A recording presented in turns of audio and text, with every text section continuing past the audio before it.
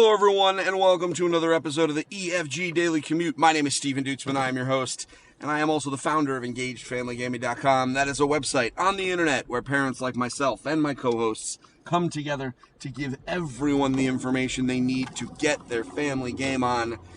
This also happens to be my ride to work. So, yesterday evening, some pretty significant news broke, and it was actually somewhat convenient for me because I had no idea what I was going to podcast about today. So thank you, Sony. So Sony has announced, and they confirmed this with a statement sent to GamesDaily.biz, GameIndustry.biz, is that they're not going to E3 again this year, that they are foregoing E3 and in exchange, they will be attending, quote-unquote, hundreds of other consumer events, which likely means, PAXs and, other smaller, quote-unquote, smaller conventions. And they will probably be throwing their own, pop-up consumer events that they're going to do as well. So, yeah, man, E3 is just not doing great. So, longtime fans of the EFG programming know that we make a real big deal out of E3 every year. I bring a group together, we meet in a house, we watch the press conferences, we, produce a bunch of content, and I will continue to do that until E3 is no more. But I really have a feeling that over the next handful of years, that's probably gonna be true. At which point we'll have to figure something else out. It really comes down to the fact that the ESA, which is the Entertainment Software Association that puts on E3, is just not doing a terribly good job catering to the different groups inside of the E3 exhibitor audience, right? Like, there are certain groups that really want it to be all about fans, that really want it to turn into like a Gamescom, which is massive and involves the public, etc. And then there are others that want it to be industry only. And I'm sure there are some that are really conflicted and feel both ways, because it's a very complicated issue. And this mass exodus from E3 has been happening for years now. I mean, the reality is EA was one of the first to stop. They bailed.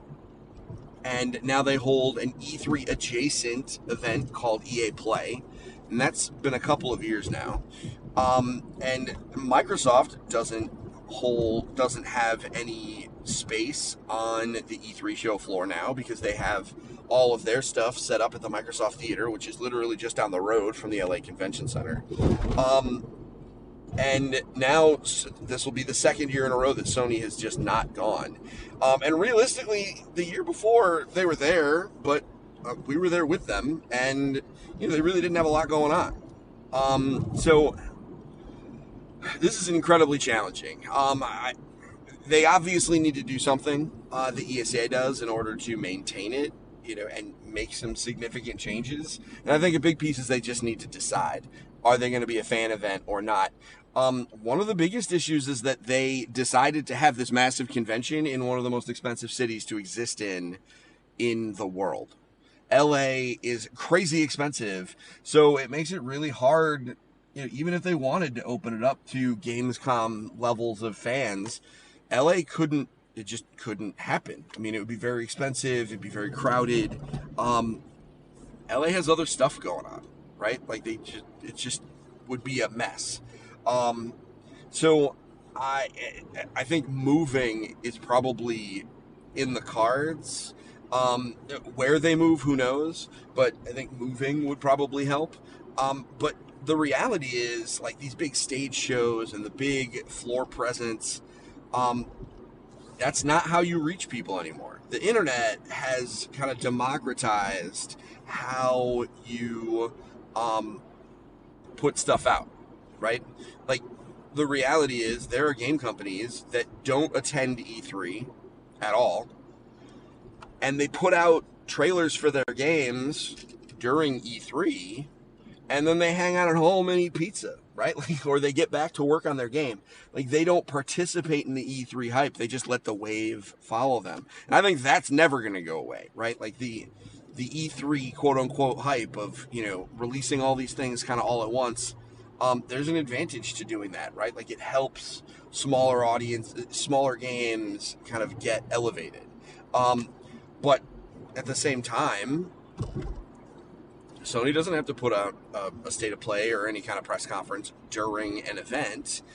They can do whatever they want, whenever they want, and own the conversation PR-wise for a couple of days. Whereas at E3, if you make an announcement and somebody else makes a cooler announcement, and that might even just be inexplicable as to why it is cooler, your stuff gets buried. So it's really, it's a balancing act, and it's interesting to see how all of it gets moved or how all of it progresses. Man, is this when they took last year off? Because Sony took last year off too, and when they took that off, I was convinced it was because they just didn't have anything to show, and that made sense to me. And that's even something that they said. They said they didn't have a lot of new stuff to show, and they didn't want to take a chance at dealing with a very discerning public who was giving them crap anyway for kind of showing off the same stuff year after year. Well, now they will have stuff to show, right? Because they have a PlayStation 5 and they have its launch titles. And they should be able to show that off. And they're foregoing it again. So that kind of throws a lot of that out the window. It wasn't just because they didn't have anything. That was just kind of a spin or a way to look at it. Now it's because they just don't want to do it. And it makes sense. It's crazy expensive, and you can do your own thing elsewhere. I would be surprised if they couldn't take the budget from like one E3 and put them at 10 other events that are smaller elsewhere. It just wouldn't stun me at all. So, yeah, man, Sony is bailing on E3. E3 as a ship is sinking. I'm not entirely convinced it's over. I mean, the reality is there is a way to correct and right that ship. It's just a matter of whether or not the ESA has the foresight and the strength of will to actually do it. I think the first step is they got to move. I know I'm rambling a lot. This is just, they've got to move and not be in LA. They can move somewhere cheaper. I mean, Gen Con's in Indianapolis, like they could go anywhere. Anybody can fly.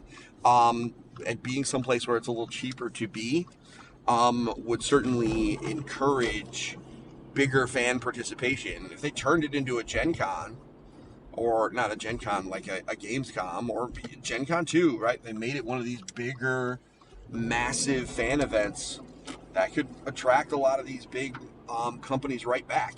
And who knows? So, I'd love to hear you guys' thoughts. I'm going to go ahead and share this into the community. You can go to engagefamilygaming.com/community. What do you think? Do you think it's possible to save E3, or is this just a death spiral that they will never recover from? And what do you think is going to rise up from the ashes? I'd love to hear that. So I do hope you guys have a wonderful day. I am looking forward to recording an episode of the Mothership Podcast tonight with Amanda and Linda, where we're going to talk about our board games of the year. So, for 2019, obviously. So I hope you guys have a great day. We'll talk to you soon. Don't forget to get your family game on. Bye now.